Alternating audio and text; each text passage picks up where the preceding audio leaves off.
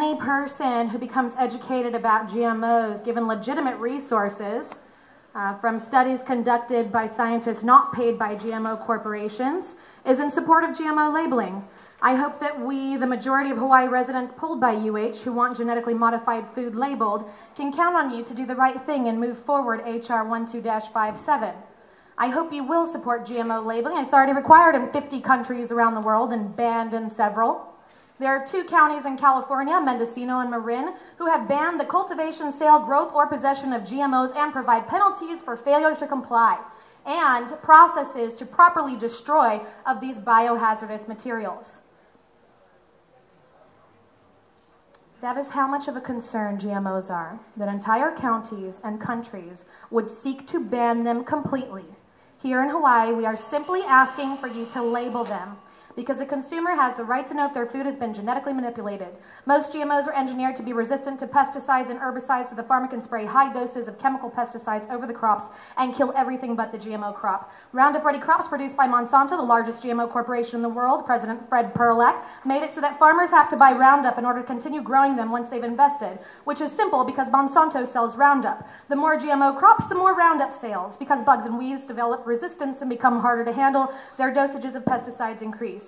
They also have a version of seeds that have the pesticides actually engineered into the food, so when you consume BT corn, you are consuming pesticides. That BT has been found in the majority of blood samples given by pregnant women and their unborn babies' umbilical blood in studies done by a gynecology hospital in Canada.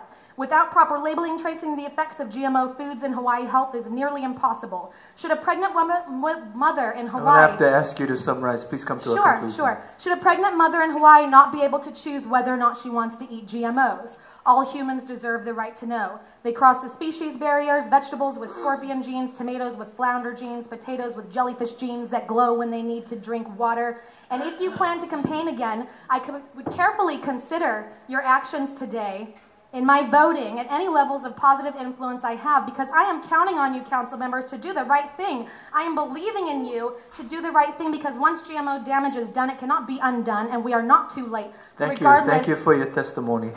Thank you. Members, any questions for the testifier? Members, any questions for the testifier? No, thank you. Thank you for your testimony. It's my pleasure. It's my pleasure. Your reflection...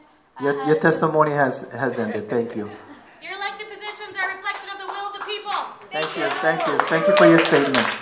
Mr. Jerry Dill, Mr. Mark Wood, followed by Alan Takemoto. Thank you. My name is Jerry Dill. I'm a resident of Kapolei, work for Monsanto, have been in the industry over 30 years. I have testified in opposition to such bills before, and I am testing in opposition to this one today. I did send written testimony, so I'll summarize briefly, but I did include 2 studies that have come out very recently from the European Union. One is on long-term animal feeding studies. One was, it was from 5 to 12 generations long.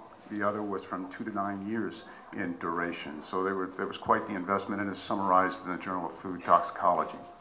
I also included a publication that has been forthcoming and greatly anticipated by GMSA Foods in Europe, and it's a group that's put together by the European Union for post-market monitoring. And in that study, as the previous study, no harmful effects were found, and the products were deemed to be nutritionally equivalent. So the animal studies ranged from mice to salmon to pigs. The generations ranged from 5 to 12. The time courses ranged from 9 months up to 2 years. So after $3.5 million, we're looking forward. These were refereed publications, and the latter was just presented about 3 weeks ago at the Medical College in Vienna, Austria.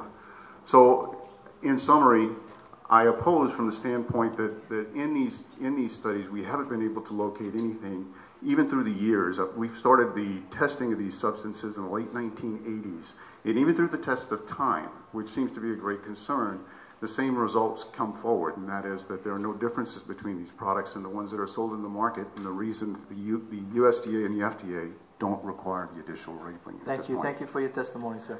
Mr. Burke. Councilmember Burke, go ahead. You know, I think the crux of this chair of 1257 and others like it is that if if the consumer saw this on the label, I think the fears of Monsanto and those food producers would say, you're not going to buy my product. The likelihood is that if you put something adverse that's maybe not even adverse, and you say artificial, you won't buy it. But I'd like to ask you the question then, in the subject matter of just the right to know, with your expertise and what you do for a living, if everyone in this room agreed with you and said there's absolutely nothing wrong with the GMO, bring it on, but we just want it on the label, how would you respond to that? Just put it on the label. So I do not have a problem with people's right to know. I really don't. What I do have an issue with, is using a system designed to test the safety of food, because I really believe that it denigrates into a marketing program.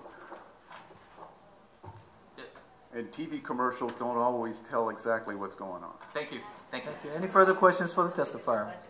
No further questions? Okay, thank you, sir. Mr. Mark Wood, followed by Alan Takemoto, followed by Joe Faber.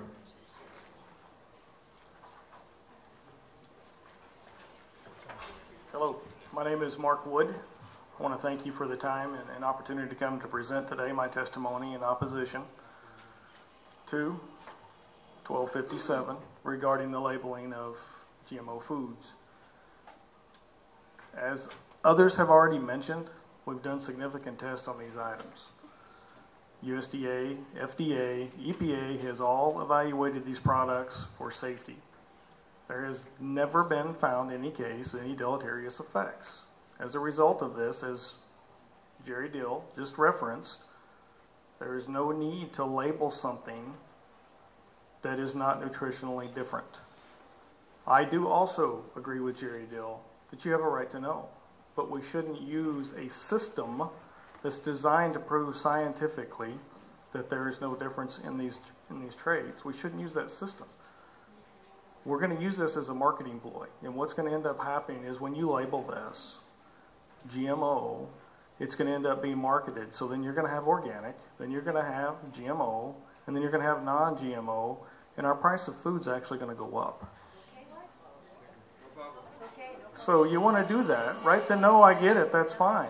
But at the end of the day, there's no nutritional difference in this item. Let's talk about the real issue, which is there's no nutritional difference in composition in these items. Thank you. Councilmember Berg has a question for you. If you were in the aisle purchasing something, let's call it meat, and you just saw something on 60 Minutes or Dateline and it said pink slime.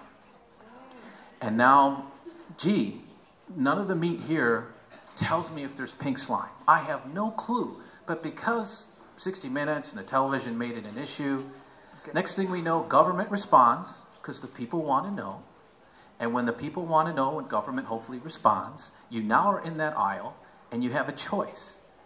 You can buy the meat that's pink slime, or you could buy something that could be, Angus, whatever it may be. What would you do as a consumer? Would you want to know if you're ingesting pink slime or not? Basically, that's my question.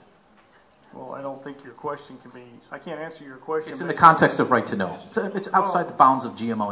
It's a right, because this is really a right to know issue. Do you want to know if there's pink slime in your food? Sure. You want to know there's pink slime in your food. But the issue is, this isn't pink slime we're talking about. We're talking about nothing that's actually nutritionally different. Neither is pink slime. Thank you. Thank you. Any further questions for the testifier? No further questions? Okay, thank you, sir. Okay, Mr. Alan Takemoto, followed by Joe Faber, followed by James Burmeister. Thank you, Council Chair Martin and members of the council. My name is Alan Takemoto. I too work for Monsanto, Hawaii. No kidding. I've also been in the agricultural industry for many years and support that industry wholeheartedly. Thank you for allowing me to testify in opposition to Resolution 12-57. This resolution goes over and beyond just labeling for the public's right to know.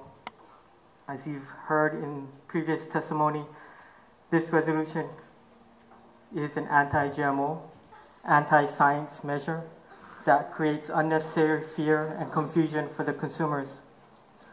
As we all know, the word GMO has a negative connotation that instills fear, and that's unfortunate. Those that are in favor of this resolution are philosophically opposed to GMO and therefore want to provoke unsubstantiated fear into the public. Please reject this resolution on the basis that there is no scientific data that prompts such a label. The FDA has determined that GMO crops are safe and no different than non-GMO crops. This resolution undermines the labeling laws and consumer confidence that we strongly all abide by. Mandatory labeling will be costly to the state regulatory agencies, as 90% of our products and produce are imported into Hawaii. Voluntary labeling ensures consumer choice. Individuals will have a consumer choice. They can choose organic and they can choose otherwise. For these reasons, I respectfully ask that you oppose and hold this resolution.